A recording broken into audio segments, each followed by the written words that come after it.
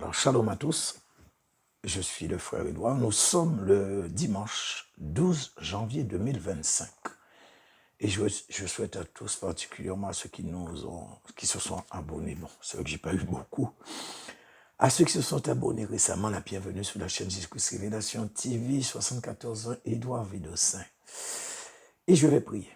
Alors, merci Père pour ta parole. Accompagne tous ceux et celles qui sont réceptifs et réceptives, qui veulent comprendre et connaître un peu plus ta parole afin qu'ils puissent bien assimiler ce qui sera dit au nom de Jésus-Christ de Nazareth. Amen. Alors, je l'ai dit, je ne souhaite pas de bonne année de vue de tous ces trucs-là. Je ne suis pas dans ça. Je n'ai pas ça dans la Bible. De plus, comme je vous ai dit dans une vidéo récente, il y en a beaucoup à qui on souhaite la bonne année en début d'année. Et ça n'empêche pas que dans la journée même, la personne meurt. Et des fois, dans des circonstances assez tragiques, pénibles et extrêmes. Donc, ça ne sert strictement à rien. Je peux dire que le sang de Jésus vous couvre, que le Seigneur se révèle à vous. Oui, ça oui. Mais les vœux, Ok. Alors, aujourd'hui, nous allons voir à travers ce thème un sujet qui se trouve être très en vogue en ce moment. Enfin, en ce moment, oui, beaucoup plus en ce moment. Ça a commencé depuis, je ne sais pas, peut-être une dizaine d'années, mais ça prend de l'ampleur en ce moment et c'est très, très à la mode. Donc, il s'agit de ce qu'ils appellent dénoncer les œuvres des ténèbres. Et d'ailleurs, c'est le titre de mon message. Dieu a-t-il demandé de dénoncer les œuvres des ténèbres? Donc, nous pouvons constater que tous s'y mettent. La toile regorge de vidéos de ce genre. Il y a encore plus de chaînes YouTube qui pratiquent cette tendance que de chaînes avec des messages édifiants. Vous voyez, des messages sur le retour du Seigneur, sur la sanctification, l'enlèvement, la consécration, des trucs de ce genre. Et dans tout ça, ce qui pour moi est très surprenant, c'est qu'il y en a qui raffolent de ce genre de chaîne. Et par conséquent, de ce type de thème, ils aiment ça. Ils sont à la recherche constamment de ce genre de thème. Au lieu de passer du temps dans la présence du Seigneur, dans la prière, dans le jeûne, etc. Mais ils sont dans ça. Ils scrutent la toile, c'est-à-dire le net, Internet, à la loupe pour trouver ce genre de chaîne YouTube. Et malheureusement, quand un ouvre une chaîne de dénonciation, il devient très rapidement, et même sans expérience, il devient spécialiste de la dénonciation. Et sa chaîne ne fait que prospérer et à vitesse grand V. Alors beaucoup vont s'abonner pour écouter presque uniquement ce qui fait du bien, qui nourrit leur chair, mais qui en fait dessèche leur âme de l'intérieur, au lieu d'écouter ce qui va faire du bien à leur âme. C'est exactement comme pour les prophéties. Les chaînes de prophéties explosent sur la toile. Dès que quelqu'un a eu un songe, une vision, il ouvre une chaîne et très peu de temps après, il fait déjà son millier d'abonnés. Mais très peu de temps après, moins d'1 mois après. Parce que certains aiment ça, au lieu de s'affectionner aux choses, comme j'ai dit tout à l'heure, qui vont faire du bien à leur âme. Ils préfèrent nourrir leur chair. Mais les grincements de dents et les cris seront aussi nombreux sous peu, cette année même 2025. Alors, ne croyez pas, quand je dis ça, c'est quelque chose que j'aime. Ça m'attriste de le dire qu'il y aura des cris et des grincements de dents, des pleurs. C'est ce que la Bible dit. Mais en fait, je vois que Dieu appelle à la repentance, à la consécration, mais les gens ne veulent pas entendre parler de ça. Et c'est pour ça que je dis qu'il y aura beaucoup de cris, beaucoup de pleurs, des grincements de dents cette année 2025. Et je sais de quoi je parle. Alors, pour revenir un peu sur le thème du jour. Alors, d'où sort ce truc-là? Cette histoire de dénonciation des œuvres des ténèbres, de dénoncer les œuvres des ténèbres. La Bible en parle-t-elle? En fait-elle mention? Alors, voilà justement ce qu'elle dit. Car ou plutôt que nous le voulions ou non, c'est le seul support que nous avons. Et tous, sans exception, Nous devons nous arrêter sur ce qui est écrit, ce qui est dit dedans, dans la Bible, et non sur des rumeurs, des traditions, des interprétations, des choses qui n'ont pas été correctement comprises, etc.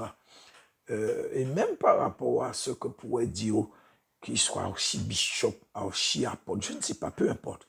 Nous sommes tous logés à la même enseigne au niveau de la Bible. Dieu ne fait pas exception et il reste fidèle à sa parole. Et nous allons voir justement concernant ce thème, Éphésiens chapitre 5, versets 10 à 14. On nous dit, alors Éphésiens 5, 10 à 14, verset 10, examinez ce qui est agréable au Seigneur, verset 11, et ne prenez point part aux œuvres infructueuses des ténèbres, mais plutôt condamnez-les, verset 12, car il est honteux de dire ce qu'ils font en secret, verset 13, mais tout ce qui est condamné est manifesté par la lumière, car tout ce qui est manifesté est lumière. Verset 14, c'est pour cela qu'il est dit, réveille-toi, toi qui dors, relève-toi d'entre les morts, et Christ t'éclairera. Alors voilà le verset en question qui suscite tant la controverse. Verset 11, le verset dit, ne prenez point part aux œuvres infructueuses des ténèbres, mais plutôt condamnez-les. Alors, déjà, je ne vois nulle part où il est écrit de dénoncer quelque chose. Il est écrit de ne pas prendre part aux œuvres infructueuses des ténèbres. Ça, c'est la première chose qui a été demandée. Et que veut dire de ne pas prendre part à ces choses? De ne pas s'associer, de rejeter, de ne pas prendre part, etc. Et qu'est-ce que la Bible demande de faire? De condamner ces œuvres, mais pas de les dénoncer, les condamner. Alors, d'où sort que pratiquement tous disent que la Bible dit de dénoncer les œuvres des ténèbres, à moins qu'il y ait une erreur au niveau de la traduction. Alors, on va voir au niveau de la traduction ce que ça donne. Alors, le mot qui a été utilisé pour traduire « condamner-les » vient du grec « elegcho » ou « ko ». Et en fait, en phonétique, ça donne « el-anko », donc E-L-E-N-G-K-H-O. Et ça veut dire condamner, réfuter, corriger, reprendre, blâmer, exhorter, réprimander. Mais je n'ai point vu de trace de dénoncer, parce que ça n'a rien à voir. Tout ce que je vous ai donné en définition par rapport à dénoncer, il n'y a aucun lien, aucun rapport. Et donc cette histoire de dénoncer ne vient pas de Dieu ni de sa parole. Et je ne sais même pas d'ailleurs d'où ça sort. Et même que j'ai été voir l'épître que Paul a adressé à Timothée, il lui a dit de reprendre, de censurer. Tous nous connaissons ce verset, d'exhorter, etc. Et le mot verbe exhorter dans la lettre à Timothée est le même mot grec que pour Éphésiens, soit el-ango. Donc E-L-E-N-G-K-H-O, comme je viens de vous dire. Donc par conséquent, ce verbe dénoncer est également absent dans ce que Paul a dit à Timothée. Ça n'y figure point. Et moi, je veux croire qu'en aucun cas, Paul, dans son épître aux Éphésiens, ne pouvait demander de dénoncer quiconque, parce que si c'était le cas, alors il serait en contradiction flagrante avec ce que lui-même a préconisé dans son épître aux Corinthiens, que justement nous allons lire. Il s'agit de 1 Corinthiens chapitre 6, versets 4 à 7. Il est dit, verset 4, « Quand donc vous avez des différends pour les choses de cette vie, ce sont des gens dont l'Église ne fait aucun cas que vous prenez pour juge. » Verset 5. « Je le dis à votre honte. Ainsi, il n'y a parmi vous pas un seul homme sage qui puisse prononcer entre ses frères. » Verset 6. Verset 6, oui. « Mais un frère plaide contre un frère, et cela devant des infidèles. » Verset 7. « C'est déjà certes un défaut chez vous que d'avoir des procès les uns avec les autres. Pourquoi ne souffrez-vous pas plutôt quelques injustices? Pourquoi ne vous laissez-vous pas plutôt dépouiller? » Parole du Seigneur. Donc vous voyez ce que Paul dit ici, que les chrétiens prennent des inconvertis pour juges. Et au verset 6, il dit, un frère plaide contre un frère, et cela devant des infidèles. En d'autres termes, il est en train de dire que le linge sale se lave en famille. Ceux du dehors n'ont pas besoin de savoir ce qui se passe dans l'Église, et que nous devons régler nos problèmes et nos différends en interne, soit parmi nous, peu importe qui fait quoi. Et donc, je veux croire que dans l'Église, donc je parle dans chaque assemblée, il y a forcément des anciens, des personnes dignes qui ont reçu une certaine sagesse. Il y a aussi le Saint-Esprit. Alors, pourquoi ne pas faire ce qui est écrit? Et donc, dans tout ça, pourquoi voyons-nous autant de vidéos sur les réseaux sociaux où on dénonce à tout va les serviteurs de Dieu? Ne sont-ils pas en train de déposer un double jugement contre eux-mêmes, ceux qui le font? Ces personnes ont-elles reçu explicitement des recommandations du Saint-Esprit de le faire? La réponse est non. De plus, nous n'avons aucun cas dans la Bible où on dénonce publiquement quelqu'un. Alors, il est vrai que nous avons un cas où Paul a repris publiquement Pierre car il était répréhensible. Et d'ailleurs, nous allons le voir, c'est dans Galates chapitre 2, versets 11 à 14. Alors, on nous dit, Galates 2, 11 à 14, verset 11, il nous a dit, mais lorsque Céphas vint à Antioche, je lui résistai. Donc, Paul qui parle en face parce qu'il était répréhensible. Verset 12, en effet, avant l'arrivée de quelques personnes envoyées par Jacques, il mangeait avec les païens. Et quand elles furent venues, il s'esquiva et se tint à l'écart, par crainte des circoncis. Verset 13, avec lui, les autres Juifs usèrent aussi de dissimulation, en sorte que Barnabas même fut entraîné par leur hypocrisie. Verset 14, voyant qu'il ne marchait pas droit selon la vérité de l'évangile, je dis à Céphas, en présence de tous, si toi qui es juif, tu vis à la manière des païens et non à la manière des juifs, pourquoi forces-tu les païens à judaïser? Parole du Seigneur. Donc dans ces versets, il s'est passé quelque chose. Donc il y a eu un événement. Et à ce moment-là, Paul, il était obligé d'intervenir. Alors pourquoi Paul a-t-il repris publiquement Pierre? Tout simplement parce que selon ce qu'on peut lire, c'est quelque chose qui s'est passé hors de l'Église, dans un lieu public, avec des inconvertis, avec des incroyants, donc avec ceux du dehors. Et comme c'était eux qui étaient concernés à ce moment-là, donc il était normal que Paul ait saisi l'opportunité. Est-ce que pour cela, tous doivent utiliser ces versets pour s'amuser à faire des vidéos à tout va et dire Dieu a dit de dénoncer les œuvres des ténèbres?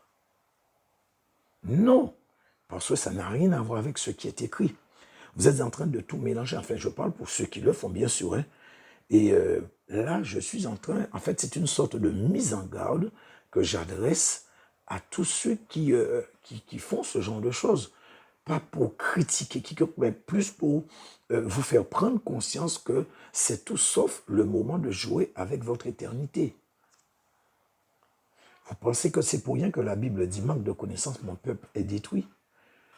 Et je vous ai dit que ceci, ou plutôt, je vous dis que ceci, cette sorte de dénonciation de je ne sais pas trop quoi, est vraiment un exemple flagrant de manque de connaissance. Et vu que Dieu continue de demander la repentance urgemment en ce moment, beaucoup ne savent pas qu'ils sont avec cette histoire de dénoncer, qu'ils sont dans la désobéissance et même dans la rébellion. Et surtout qu'ils sont concernés par les avertissements répétés du Seigneur. Donc, il faut faire attention. Il faut que nous ayons de la sagesse. Et pour revenir un peu sur le cas de Paul et Pierre, vous n'avez pas lu que Paul a dit, d'ailleurs ce n'est pas écrit, que Paul a dit à Pierre qu'il était un faux. Il s'est juste permis de le reprendre, certes assez durement. On va dire, il a repris sèchement, mais il ne l'a pas critiqué. Et nous pouvons voir que c'est sous forme d'exhortation et surtout, une chose très importante, il ne faut pas oublier que Paul était un apôtre, un serviteur de Dieu. Mais pour revenir sur le cas que je suis en train de traiter en ce moment, vous allez voir que la plupart de ceux qui dénoncent, je ne vais pas dire la totalité, je ne vais même pas dire c'est la totalité de ceux qui sont derrière les chaînes qui dénoncent, ils n'ont aucun ministère, ils n'ont pas reçu de ministère, sinon le ministère de dénonciation que nous n'avons pas d'ailleurs dans la Bible. Donc un ministère satanique, démoniaque et maléfique. Et moi, ce que je peux comprendre, c'est que tous ceux qui se sont attelés à ce ministère satanique sont tout aussi coupables que ceux qui sont visés par la dénonciation. Car, ce faisant, ils donnent du grain à moudre à l'ennemi. Ils aident le diable dans son travail de sape, justement, dans ses œuvres infructueuses contre l'Église. Par conséquent, ils deviennent bien plus pires que les vrais coupables. Ils deviennent complices car le malin les utilise pour attiser la haine, la division, la jalousie, les mensonges, les calomnies avec tout son venin. Venin qui fait énormément de tort, de mal au corps de Christ qui est l'Église. Mais je vous dis que nous n'avons pas besoin de ça en ce moment. C'est le temps du dépouillement. Le dépouillement, c'est l'œuvre ultime que l'Église doit s'atteler. C'est-à-dire que chaque chrétien doit s'atteler à faire ce qu'on appelle le dépouillement. Et en fait, le dépouillement, si vous voulez, ce sont les derniers ajustements, les derniers réglages que nous devons faire avec tout ce qui est péché, tout ce qui ne plaît pas à Dieu. Donc voilà dans quel temps nous sommes. Donc c'est pour vous dire comment il n'y a plus de temps.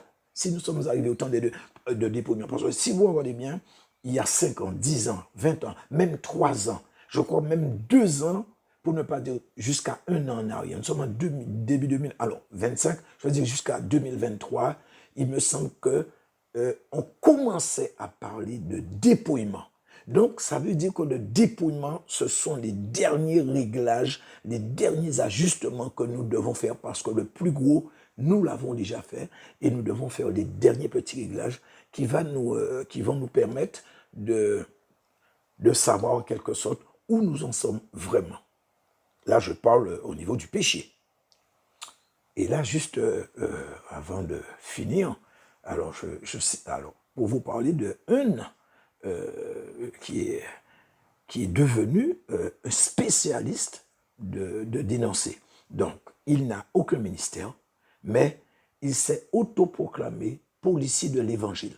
Et là, il est sorti, mais complètement des faits. Il conteste, il dénature, il va jusqu'à contredire les serviteurs de Dieu, même jusqu'à demander aux chrétiens de faire le contraire des révélations que Dieu est en train de donner sous le dépouillement en mettant l'accent sur le cœur. C'est-à-dire qu'il est en train de dire que Dieu regarde au cœur et que cette histoire de dépouillement, de mettre ça de côté. Donc, il fait exactement comme ce qu'il est en train de dénoncer. Et chose qui est vraiment, je trouve triste, il va jusqu'à traiter de bêtises les révélations que certains reçoivent de Dieu sur le dépouillement. Je l'ai entendu. On ne me l'a pas dit, je l'ai entendu. Et je vous dis que cet homme file un mauvais coton. Il doit se repentir vite, car il sait pertinemment que ce qu'il fait. D'ailleurs, j'ai eu à mettre un commentaire sur sa chaîne à son attention, parce qu'il a dit qu'il lisait les commentaires. Donc je me suis dit, je mettrai un commentaire, il va lire, et peut-être qu'il reverra sa position. Mais vous savez, le plus fou dans tout ça, il a dit qu'il riait certains commentaires. J'ai entendu avant de mettre mon commentaire. Il a dit. Donc, j'ai conclu qu'il doit lire tous les commentaires. Mais, je vous le dis, en fait, j'ai fait comme Paul. Je l'ai mis en garde. Je lui ai demandé d'arrêter ce qu'il faisait et qu'il devait se repentir. Mais, force est de constater que c'est maintenant qu'il le fait encore. En fait, il est entré encore plus profondément dans son ministère, qui n'est pas le ministère que le Saint-Esprit lui a donné, qui n'existe pas dans la Bible, entraînant plus de 60 000 personnes dans sa folie, dans son suicide de masse. Vous voyez ce que je vous ai dit au début. Quand ils ont ce type de chaîne, ils ont beaucoup d'abonnés. Le chrétien est friand de ce genre de choses. Creusant un peu plus, ça tombe chaque fois qu'il va écouter ce type de vidéo. Parce que le diable, il fait un travail dans tous ceux qui écoutent ce type de vidéo. Si vous écoutez et que vous l'exhortez à arrêter, ok. Mais si c'est pour justement le fait, parce qu'il reçoit beaucoup de félicitations, beaucoup de... Ah, je vous dis, on le porte. Il est plébiscité par pratiquement tous ses abonnés. Pourtant, je vous dis qu'il n'a pas de ministère. Sinon, celui qui s'est approprié, dénoncé. Mais malheureusement, il est en train d'envoyer beaucoup de chrétiens en enfer au moment où je vous parle. Donc, pour conclure, j'ai voulu vous avertir quand je me suis rendu compte que c'est une nouvelle porte que le malin avait ouverte et que beaucoup avaient emprunté cette voie, une voie de perdition. Maintenant, il appartient à chacun de faire comme il a résolu en son cœur. Mon rôle s'arrête ici. Ceux qui veulent rejeter ce que j'ai dit, ça ne me dérange pas. Mais au moins, le Saint-Esprit m'est témoin. J'ai fait ce pourquoi il m'a appelé. Donc, frères et sœurs, j'espère que si ça peut faire du bien à un, si ça peut aider un à ouvrir son esprit, à ouvrir son cœur et d'accepter, alors Dieu soit loué. Voilà, donc ceux qui veulent partager, partagez. Ceux qui veulent s'abonner, faites. Ceux qui veulent liker, faites. Et à très bientôt pour une nouvelle vidéo.